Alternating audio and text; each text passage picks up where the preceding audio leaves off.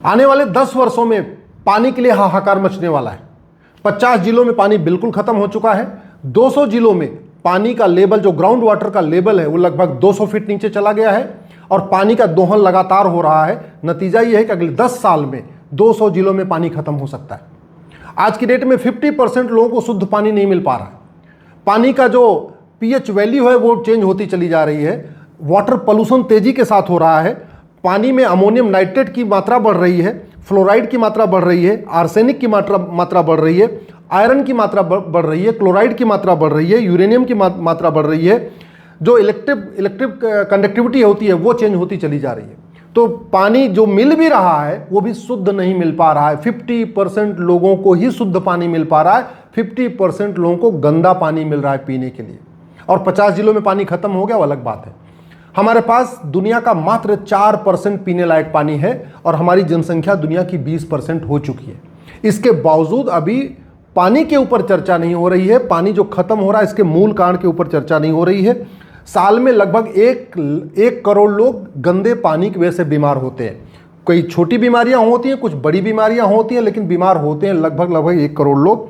और अगले 5 साल में पानी की मांग दोगुनी होने वाली है, क्योंकि जो इंडस्ट्रियलाइजेशन बढ़ा है, जो फैक्ट्रियां लग रही हैं और फैक्ट्रियों जो प्रोडक्ट पैदा हो रहे हैं वो पानी बहुत ज़्यादा खपत बढ़ाने वाले हैं। उदाहरण के लिए जो ऑटोमोबाइल कंपनी होती है वो तो कम पानी यूज लेती है, चाहे मारुति हो, चाहे टोयोटा हो, हीरो होंडा हो, जो भी कंपनियां हैं उनमें कंपनियों में पानी की खपत कम होती है। लेकिन जब उन कंपनियों से कार निकल के बाहर आ जाती है, ट्रैक्टर बाहर आ जाता है, ट्रक बाहर आ जाता है, तो पानी की खपत बढ़ जाती है। उनकी धुलाई में, उनकी सफाई में, उनके मेंटेनेंस में, उनके सर्विस में पानी बहुत तेज़ी के साथ खर्च होता है। आपको भी अगर गाड़ी आप धुलवाते होंगे तो आपको पता होगा कि एक गाड़ी धुलवाने में कितना पानी खर्च हो जाता है। पानी की जो बर्बादी हो रही है और उसकी वजह से जो बीमारी पैदा हो रही है, इसके ऊपर कहीं गंभीरता के साथ चर्चा ही नहीं हो रही है। गंदे पानी के कारण, वाटर पोल्यूशन के कारण कॉलरा होता है, टाइफाइड होती है, पेचिस जैसी बीमारी होती है, डायरिया होता है, उल्टी दस्त होती है और हेपेटाइटिस बी की जो बीमारी बढ़ती जा रही है, ये भी वाटर पोल्यूशन के कारण हो रही है। पीलिया की बीमारी वाटर पोल्यूशन के कारण होती है। थकान वाटर पोल्यूशन के कारण होती है। चिड़चिड़ापन वाटर पोल्यूशन के कारण हो रहा है, क्योंकि लोगों को शुद्ध पानी नहीं मिल पा रहा है। पॉइजनिंग की जो बीमारी हो रही है ये भी गंदे पानी के कारण हो रही है। नर्वस सिस्टम लोगों का फेल हो रहा है। नर्वस सिस्टम फेल होने का मूल कारण है वाटर पोल्यूशन।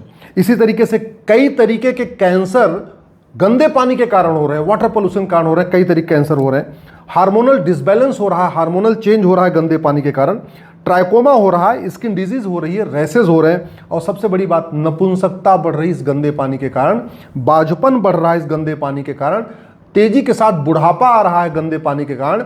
आंखों में, चेहरों में झुर्रियां बढ़ रही हैं गंदे पानी के कारण। इतनी बड़ी समस्या है। और जानते हैं, साल में 2 लाख लोग गंदे पानी की वजह से मर जाते हैं। आतंकवाद से कितने मरते हैं? मैक्सिमम 1000। और वाटर पोल्यूशन कारण कितने मरते हैं? लगभग 2 लाख। यानी आतंकवाद से जितने लोग मरते हैं उससे 1000 गुना ज़्यादा लोग वाटर पोल्यूशन के कारण मर जाते हैं, गंदे पानी से, पोल्यूटेड पानी से पीने के कारण।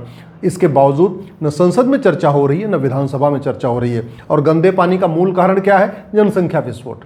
भारत में 50% समस्याओं का मूल कारण जनसंख्या विस्फोट है, लेकिन जनसंख्या विस्फोट के ऊपर चर्चा नहीं हो रही है। हाँ, गंदे पानी की वजह से बीमारियां बढ़ रही हैं तो डॉक्टरों की बल्ले बल्ले है, हॉस्पिटल की बल्ले बल्ले है।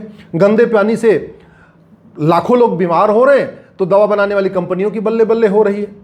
इंश्योरेंस कंपनियां अपना इंश्योरेंस बेच रही हैं। आयुष्मान कार्ड के कारण जो है इलाज हो रहा है तो लोगों को लगता है हमारा मुफ्त में इलाज हो रहा है। मुफ्त में इलाज नहीं हो रहा है। वो जो आयुष्मान से आप इलाज करा के आते हैं और 1 का 3 दे के आते हैं, वैसे आप इलाज कराते हैं तो 1000 लगता है, लेकिन आयुष्मान कार्ड दिखाते हैं वो हॉस्पिटल वाले उसको 5000 10,000 कर देते हैं और वो सारा पैसा सरकार से लेते हैं।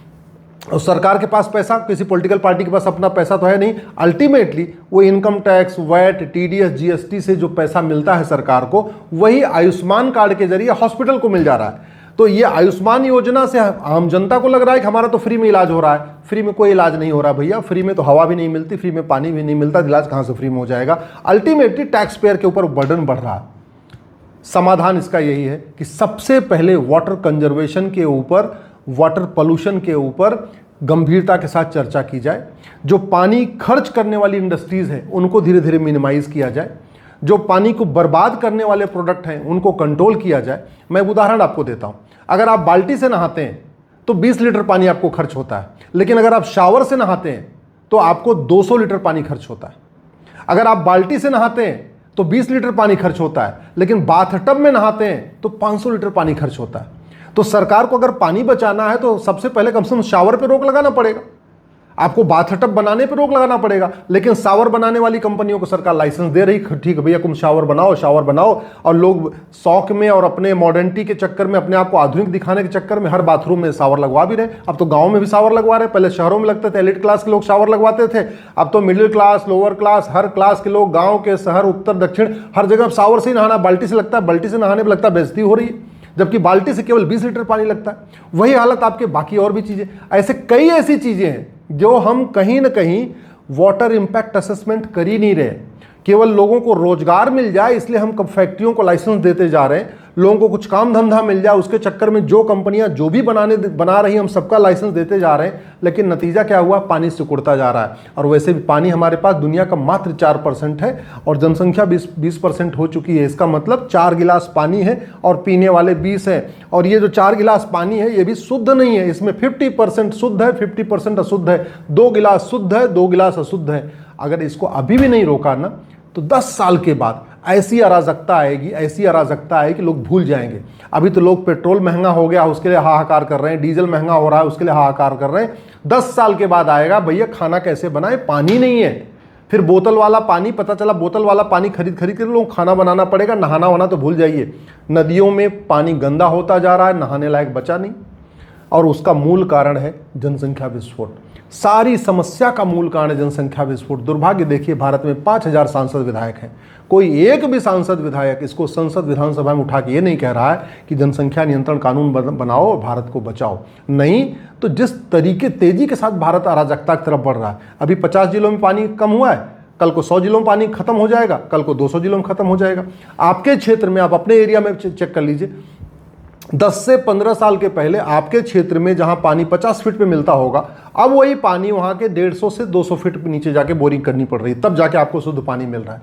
और 300 फीट के बाद पानी होता ही नहीं है। तो अभी तो एक काला हांडी आपको दिख रहा है कहाँ, जहां पानी के लोग परेशान हैं। राजस्थान का अभी एक आपको रेगिस्तान दिख रहा है। अगर हमने इसको नहीं रोका, आने वाले टाइम में कई रेगिस्तान बन जाएंगे, कई काला हांडी बन जाएंगे। और जब पानी खत्म हो जाएगा तो ना वहाँ उद्योग बचेगा, ना रोजगार बचेगा। जब पानी खत्म हो जाएगा तो उस एरिया को छोड़ के भागना यही एक तरीका बचेगा और कुछ बचेगा नहीं। इसलिए अगर आने वाली पीढ़ियों को बचाना चाहते हैं, देश को बचाना चाहते हैं, तो जनसंख्या नियंत्रण कानून की मांग करिए।